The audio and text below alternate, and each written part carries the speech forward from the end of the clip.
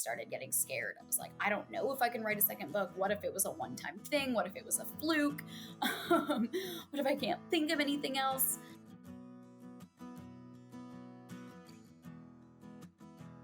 Welcome to Queries, Qualms, and Quirks, the weekly podcast that asks published authors to share their successful query letter and discuss their journey from first spark to day of publication.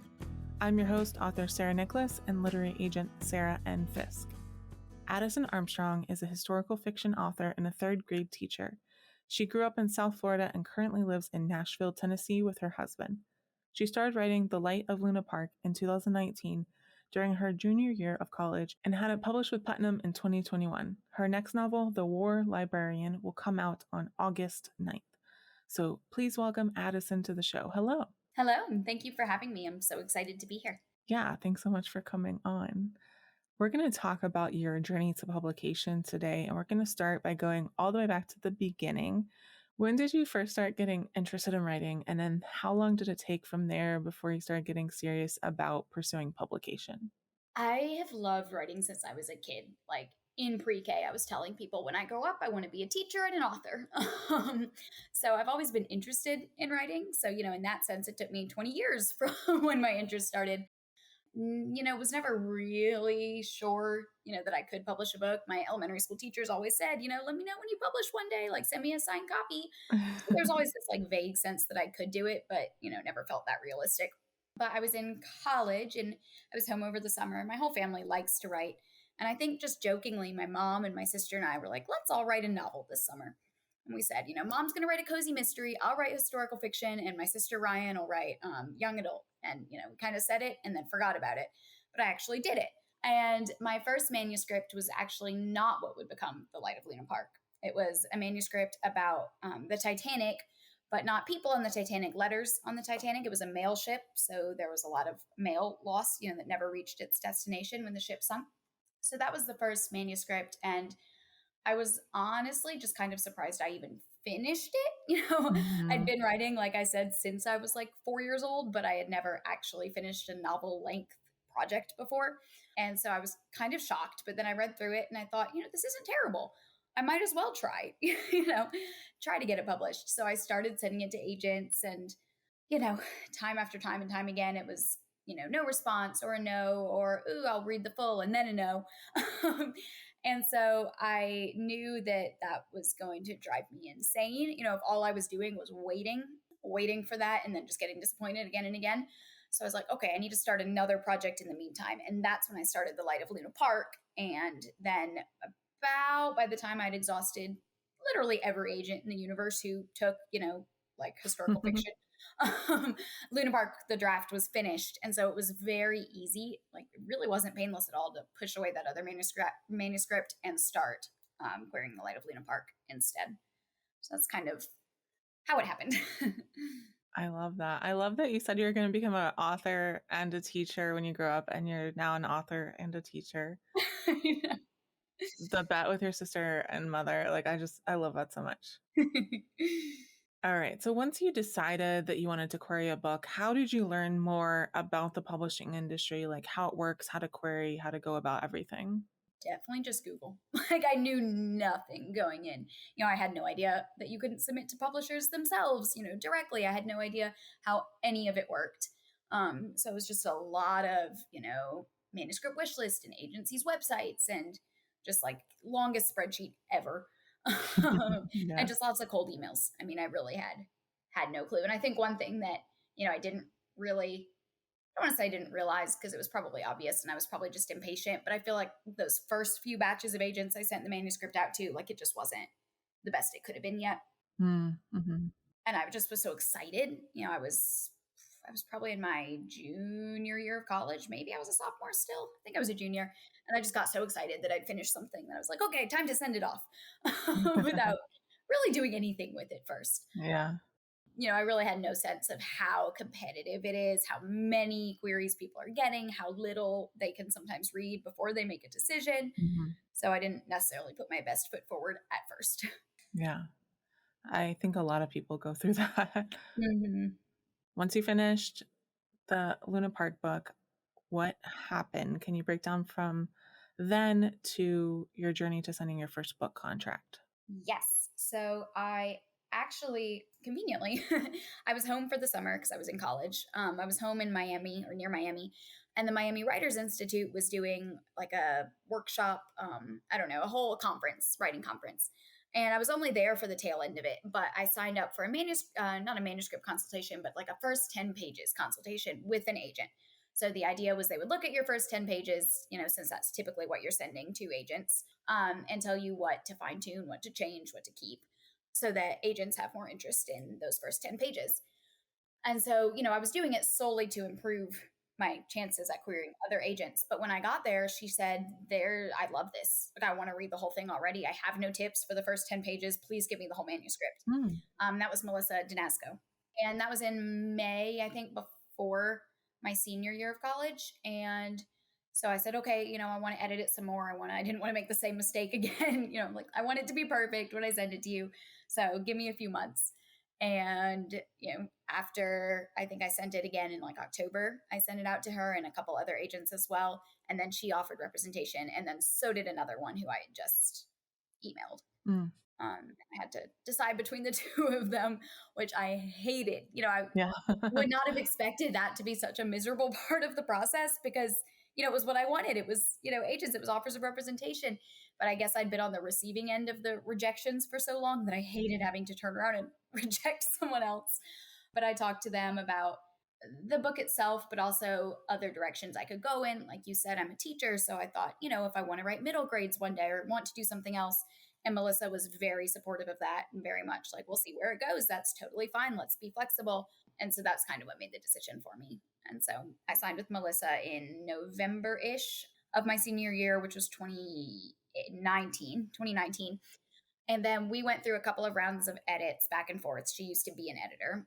So we did some like serious rounds of edits and then sent it off to about 15 publishers, that she had handpicked. And it got picked up in that first round by Tara Singh Carlson at Putnam, part of Penguin. And that was, I think, January of 2020, maybe a little bit later. But I was student teaching. So I just remember taking the call when I was like sweeping the classroom. The kids were in PE. I was sweeping because we'd done some project and they made a huge mess. So I'm like, I have the broom in one hand and the phone in one hand. I'm trying to sound, professional, not like a 20-year-old sweeping a glitter off the floor. Yeah. So she was the first one that offered. And it was, Melissa said that she was really her first pick when she made that list. It was a good offer. It was a 2-book contract and it was Penguin. So, I said yes. Awesome. Wow. It is time for the first cue of the podcast. Can you read your successful query letter for us? I'm confident that you would be a strong representative for Althea and Stella as they're two utterly different but strong-willed women. New York City, 1926. Nurse Althea Anderson devotes herself to her patients despite the long hours, low pay, and male doctor skepticism.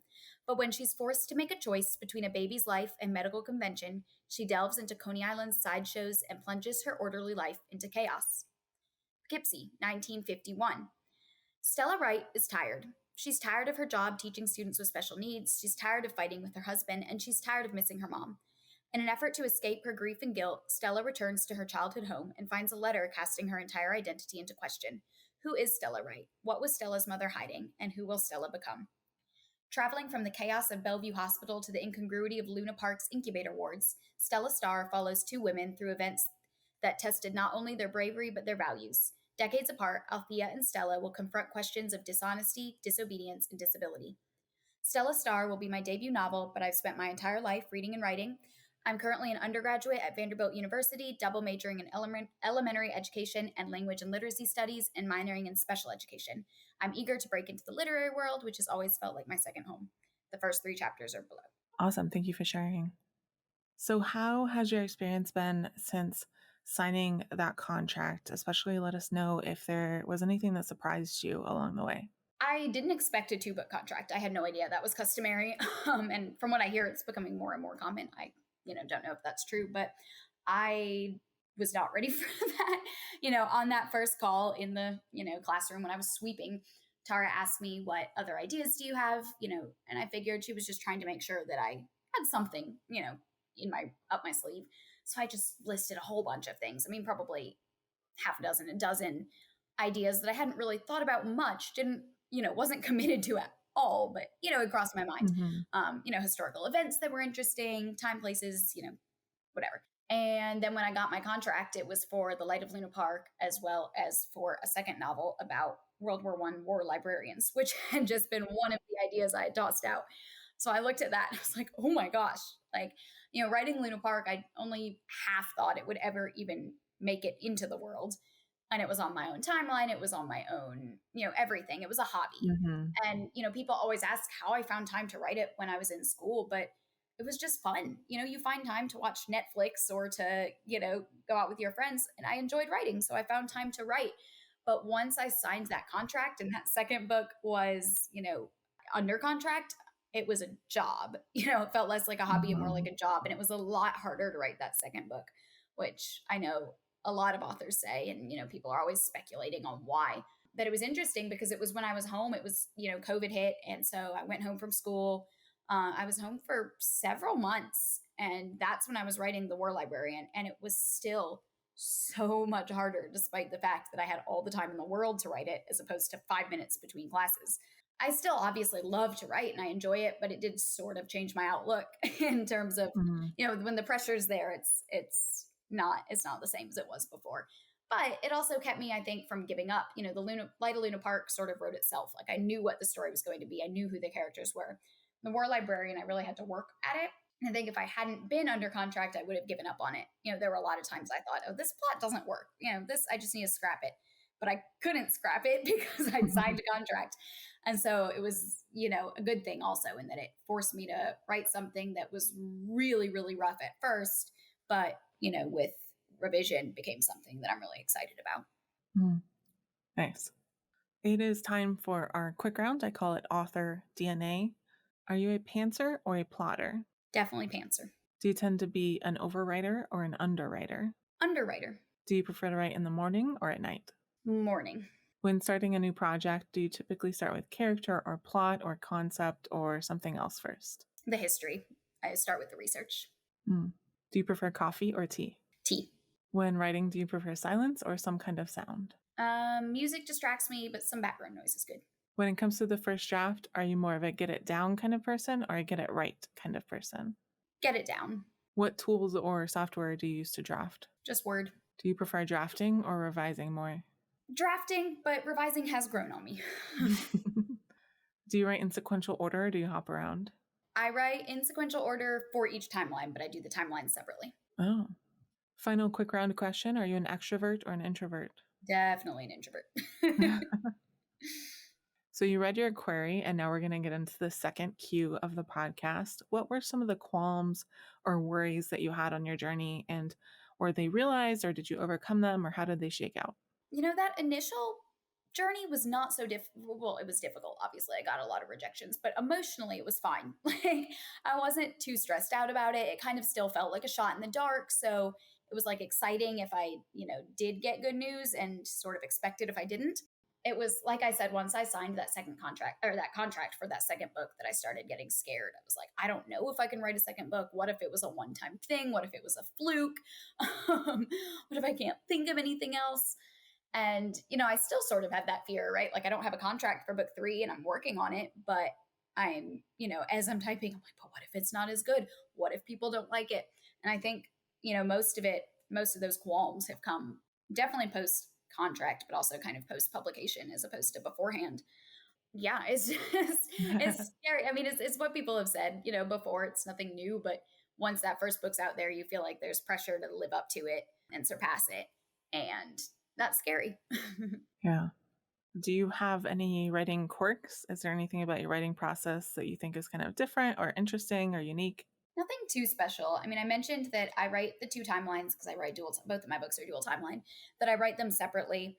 For that first manuscript that I wrote that did not get published, I did it chapter 1, chapter 2, chapter 3, chapter 4, alternating. It felt more natural and it was more fun because I got to switch back and forth because my attention span is 0. But the feedback I was getting was that second timeline didn't really stand alone. And so that's why I started writing them separately, so that each one has to have its own full arc. So that's one, I wouldn't necessarily call it a quirk, but one, distinct thing about my writing process. I'm also, if I'm stuck, I'll use pen and paper. and it, I guess, doesn't feel like it has to be as good. It feels less official. So I'm able to get more down. And then as I type it up later, I can fix it and make it, less atrocious if need be. And I do my research a lot of times as I'm writing. So I have very Oh, little wow. like uninterrupted word producing time. I'll spend a long time doing my research before I start. I love research. I love history, but then I'll do it on like every page. So there's a lot of like back and forth between Mhm. Microsoft Word and Google. When you were in the lowest parts of your journey, whatever that may have been for you, what kept you going and why did you stick to it? Having another project to work on. So when I was getting those rejections for that first manuscript, it didn't bother me so much because I was working on The Light of Luna Park. And so I had something else to devote my energy to and my thoughts and my hopes, like it didn't matter if this was getting no's because I had something else.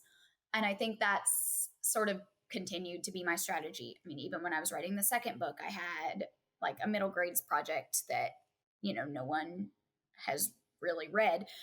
There's no contract, there's nothing, at least not yet. Now, it doesn't mean that I'll never publish it, but I was writing it with no expectations and no pressure, and that made it easier to write the one that I was actually on deadline for.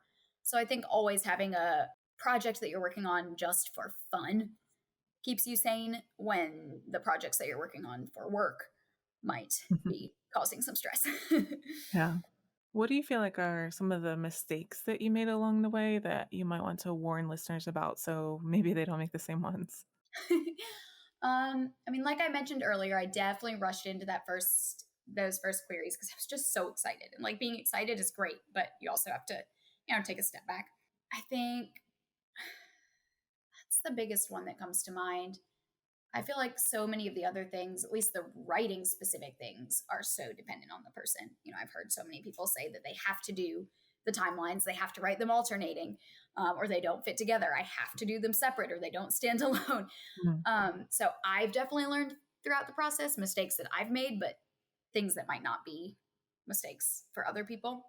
I definitely think also just ask your agent questions. It's okay to look stupid. Like she doesn't care.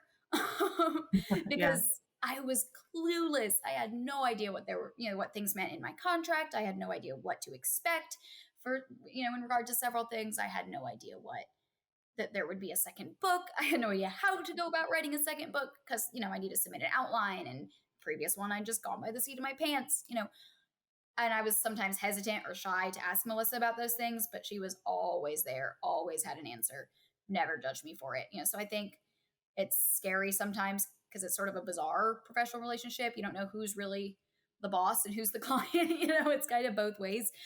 Definitely that's something that I wish I had been more aware of, that the agent, she was there not just to connect me to editors, but to bounce ideas off of and ask questions. Yeah, definitely. Don't be afraid to ask your agent questions. And if they make you feel afraid to ask questions, And you maybe should you've got the wrong probably agent. find a different agent. Yeah.